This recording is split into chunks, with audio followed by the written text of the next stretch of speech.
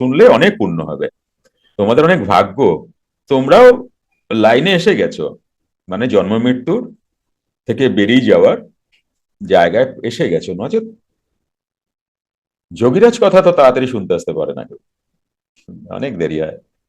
কেমন ব্যাপারটা কি জানো, এইটা বোঝার মতো এইটা থাকতে হবে তো, সবই তো, ঝামেলাটা তো এইখানেই, আর কোথাও ঝামেলা নেই। বারবার আসি কি, কি করতে আসি বারবার, এটাকে ডেভেলপ করতে আসি, সুন্দর হতে আসি না, ভালো মন্দ খাইতেও আসি না, কি বুঝলা, এটাকে ডেভেলপ করতে আসি।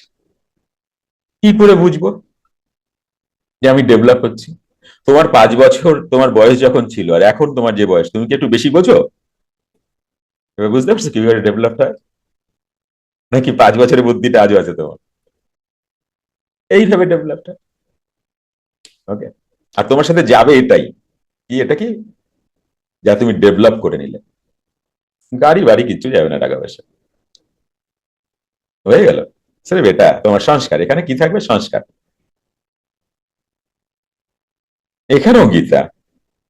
অর্জুন জিজ্ঞাসা করলেন না, হে ভগবান, যোগভ্রষ্ট ব্যক্তির কি হয়? তিনি তো এখনো পেলেন না, মানে হলেন না, প্রথমে পাওয়ার কথা আসে, তারপরে হওয়ার কথা আসে।